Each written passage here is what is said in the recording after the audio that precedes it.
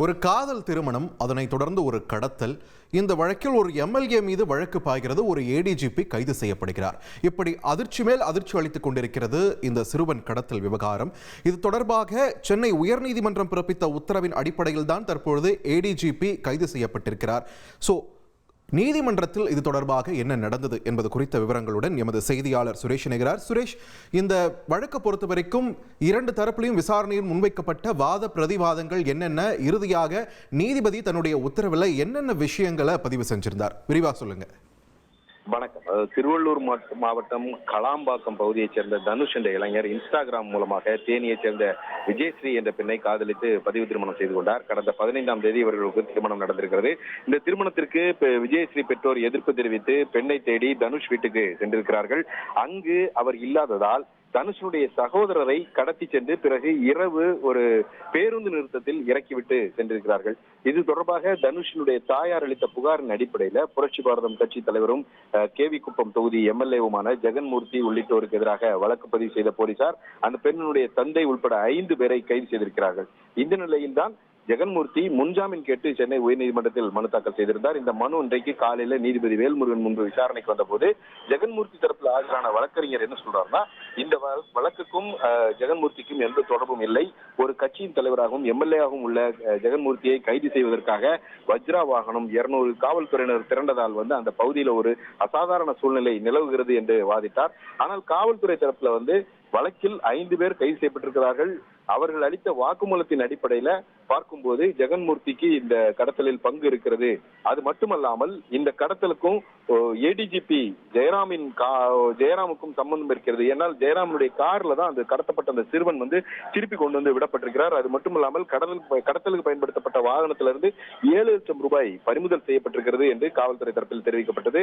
இதையடுத்து ஜெகன்மூர்த்தியையும் ஏடிஜிபி ஜெயராமும் நேரில் ஆஜராக வேண்டும் என்று நீதிபதி வேல்முருகன் உத்தரவு பிறப்பித்திருந்தார். அதன் அடிப்படையில இன்றைக்கு பிற்பகல் மீண்டும் விசாரணைக்கு வந்த போது புரட்சி பாரதம் கட்சி தலைவர் ஜெகன்மூர்த்தி மற்றும் ஏடிஜிபி ஜெயராம் ஆகியோர் நீதிபதி வேல்முருகன் முன்பு ஆஜராகினார். அப்போது ஜெகன்மூர்த்தி தரப்பில் முன்வைக்கப்பட்ட வாதம் என்னவென்றால், கூலிப்படையினர் யாரும் இந்த கடத்தலில் ஈடுபடவில்லை. அப்படி கூலிப்படையினர் ஈடுபட்டதாக காவல்துறை தரப்பில் கூறப்படுவது தவறு. இந்த கடத்தலுக்கும் ஜெகன்மூர்த்திக்கும் எந்த தொடர்பும் இல்லை. காவல்துறையில் உள்ள பிரச்சனை காரணமா ஒரு அதிகாரியை சிக்க வைக்க முயற்சிக்கிறார்கள். அதற்கு இந்த வழக்கை பதிவு செய்திருக்கிறார்கள் என்று வாதிடப்பட்டது. வழக்கில் கைது செய்யப்பட்டிருக்கக்கூடிய சரத்குமார் உள்ளிட்டோர் தனுஷ் வீட்டுக்கு சென்று அவரது சகோதரரை கடத்திருக்கிறார்கள். அந்த அருகில் இருக்கக்கூடிய ஹோட்டலுக்கு அழைத்து சென்றிருக்கிறார்கள். கண்காணிப்பு கேமரா காட்சிகள் இதற்கு ஆதாரங்களாக உள்ளன. இந்த விவகாரம் தொடர்பாக ஜெகன்மூர்த்தியிடம் ஏடிஜிபி பேசியிருக்கிறார். ஜெகன்மூர்த்திக்கு இந்த கடத்தலில் தொடர்பு இருக்கிறது என்று அரசு தரப்புல வாதிடப்பட்டது.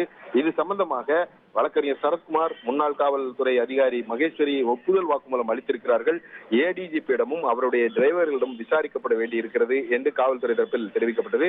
இதைத் தொடர்ந்து நீதிபதி வேல்முருகன் ஜெகன்மூர்த்தியை பார்த்து, நீங்கள் எந்த தொகுதி எம்எல்ஏ, எத்தனை வாக்குகள் வித்தியாசத்தில் வெற்றி பெற்றீர்கள், எத்தனை வாக்குகள் பெற்றிருந்தீர்கள் என்ற கேள்விகளை எழுப்பிய போது அதற்கு பதிலளித்த ஜெகன்மூர்த்தி, கேவி குப்பம் தொகுதியிலிருந்து சேர்ந்த 70,000 பேர் தனக்கு வாக்களித்து தேர்ந்தெடுத்திருக்கிறார்கள் என்று தெரிவித்தார். இதற்கு உடனே நீதிபதி சொல்லும்போது, 70,000 பேர் வாக்களித்திருக்கக்கூடிய நிலையில அவர்களுடைய குரலாக சட்டமன்றத்தில் நீங்கள் பேசுவதற்கு தான் அவர்கள் வாக்களித்திருக்கிறார்கள். ஆனால் அதை மறந்து நீங்க கட்ட பஞ்சாயத்தில் ஈடுபடுவதற்கு அல்ல, அதை ஈடுபடுவது தவறு. மக்கள் உங்களுக்கு கட்ட பஞ்சாயத்தில் ஈடுபடுவதற்காக வாக்களிக்கவில்லை என்று தெரிவித்தார்கள்.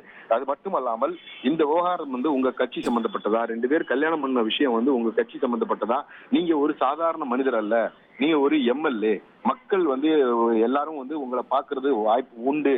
ஆனா ஓட்டு போட்டவர்களுக்கு மட்டுமல்லாம தொகுதியில் உள்ள மொத்த மக்களுக்கும் நீங்க தான் எம்எல்ஏ என்று நீதிபதி தெரிவித்தார்.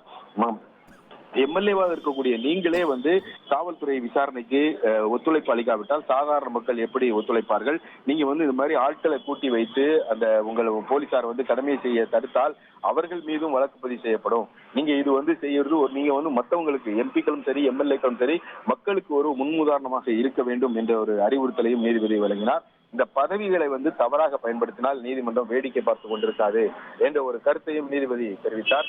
மக்கள் குறைகளை நிவர்த்தி செய்ய வேண்டுமே தவிர கட்ட பஞ்சாயத்து செய்வதற்கு உங்களை அவர்கள் தேர்ந்தெடுக்கவில்லை. கட்ட பஞ்சாயத்து செய்வதற்கு உங்களுக்கு யார் அதிகாரம் கொடுத்தார்கள் என்று கேள்வி எழுப்பிய நீதிபதி, காவல்துறையினுடைய விசாரணைக்கு நீங்கள் ஒத்துழைப்பு அளிக்க வேண்டும். போலீசாரை தடுக்கும் வகையில ஆட்களை சேர்த்து செயல்பட்டால் நீதிமன்றத்தினுடைய நடவடிக்கை வேறு மாதிரியாக இருக்கும். உங்கள் கட்சிக்கு எதிராகவே நடவடிக்கை எடுக்க உத்தரவிட நேரிடும் என்ற ஒரு எச்சரிக்கையும் நீதிபதி முன்வைத்தார்.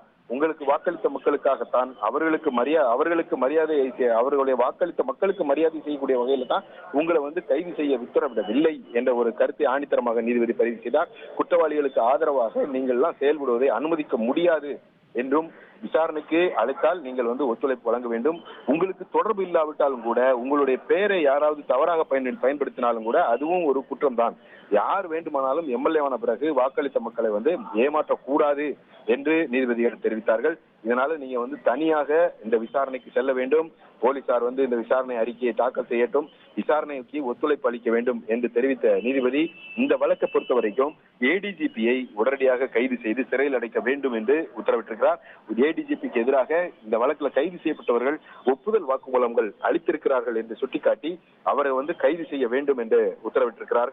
இதன் அடிப்படையில் இன்றைக்கு அவர் நீதிமன்ற வளாகத்திலேயே ஏடிஜிபி கைது செய்யப்பட்டிருக்கிறார். சுரேஷ், இன்னொரு ஒரு தெளிவுக்காக இன்னொன்று கேட்கிறேன். சிறுவன் கடத்தப்பட்ட அந்த வாகனம் ஏடிஜிபியோட வாகனம் போது அது அவருடைய சொந்த வாகனமா இல்ல அவருக்கு பணி நிமித்தமாக வழங்கப்பட்ட அபிஷியல் வாகனமா? இது சம்பந்தமா சிறுவன் தரப்புல இருந்து நீதிமன்றத்தில் சொன்ன தகவல்கள் என்னென்ன? இந்த வழக்கு பொறுத்தவரைக்கும் சிறுவன் தரப்புல இந்த வழக்குல எந்த ஒரு பங்கும் இல்லை. இது காவல்துறைக்கும் ஜெகன்மூர்த்திக்கும் இடையிலான ஒரு வழக்கு தான். ஜெகன்மூர்த்தி முன்ஜாமீன் கேட்ட வழக்குல காவல்துறை தன்னுடைய வாதங்களை முன்வைத்திருக்கிறது. ஏடிஜிபி பயன்படுத்திய வாகனம் என்பது அரசு வாகனம். அந்த வாகனத்தை இயக்கியது ஏடிஜிபியினுடைய போலீஸ் டிரைவர் என்று காவல்துறை தரப்புல நீதிமன்றத்திலேயே விளக்கம் அளிக்கப்பட்டிருந்தது. அந்த டிரைவர்களிடமும் கூட விசாரணை நடத்த இருப்பதாக காவல்துறை தரப்பில் தெரிவிக்கப்படுகிறது. ரைட், நன்றி சுரேஷ், உங்களுடைய விரிவான தகவல்களுக்கு. ஒரு போலீஸின் அதிகாரப்பூர்வ வாகனத்தில் ஒரு சிறுவன் கடத்தப்பட்டிருக்கிறார். இந்த வழக்கில் எம்எல்ஏவும் சம்பந்தப்பட்டிருக்கக்கூடிய நிலையில் உயர்நீதிமன்றம் அதிரடி உத்தரவு ஒன்றை பிறப்பித்திருக்கிறது. இந்த விவகாரத்தில் ஏடிஜிபி கைது செய்யப்பட்டிருக்கிறார். இன்னும் வரும் நாட்களில் இன்னும் பல அதிர்ச்சிகரமான தகவல்கள் இந்த வழக்கில் வெளிவரும் என்றே எதிர்பார்க்கப்படுகிறது. அதிமுக்கிய விவரங்களை அனைவருக்கும் புரிய வைக்கும் பாட்காஸ்ட். தவிர்க்க முடியாத முதல் மக்கள் வளைகுடா நாடுகள் பிரான்சிஸுக்கு பிரியா சம்பவங்களை தேடி களத்திற்கே உங்களை அழைத்து செல்லும் ஸ்பாட்லைட். அங்க இருக்கக்கூடிய கள விவரங்கள் என்ன? அமலாக்கத்துறை கடந்த 5 வருஷமாவே சார் எனக்கு ரொம்ப பிடிக்கும் அவர் வர்றதுக்காக. எங்களுடைய நியாயமான கோரிக்கை. Even at the cost of stopping. பார்வையாளர்களையும் செய்திக்குள் பங்கெடுக்க செய்யும் மக்கள் குரல். 50 ரூபாய் எங்களுக்கு தண்ணிக்கு ஒரு தீர்வே இல்லங்க 10 வருஷமா. எங்களுக்கு சரியான ஒரு விடிவு கிடைக்கவில்லை. 60,000 ஏக்கருக்கு தான் கேட்கிறோம். பிச்சை கேட்கறாங்க. புத்தம் புதிதாக வித்தியாசமாக ஹெலிகாப்டர்களின் உதவி என்ன படிக்கலாம்ன்றதுல பேரண்ட்ஸும் என்கரேஜ் பண்ணணும், ஸ்டூடெண்ட்ஸும் தேர்வு செஞ்சு. எனக்கும் சீமானனுக்கும் பெரிய வித்தியாசம் இல்லைங்க. ஒரு பாயிண்டா சொல்லணும். உங்களுக்கான தலைவர்களை பொழுதுபோக்கு தளத்தில் தேடாதீர்கள், போராட்ட களத்தில் தேடுங்கள். அனைத்தும் உங்களுக்காக.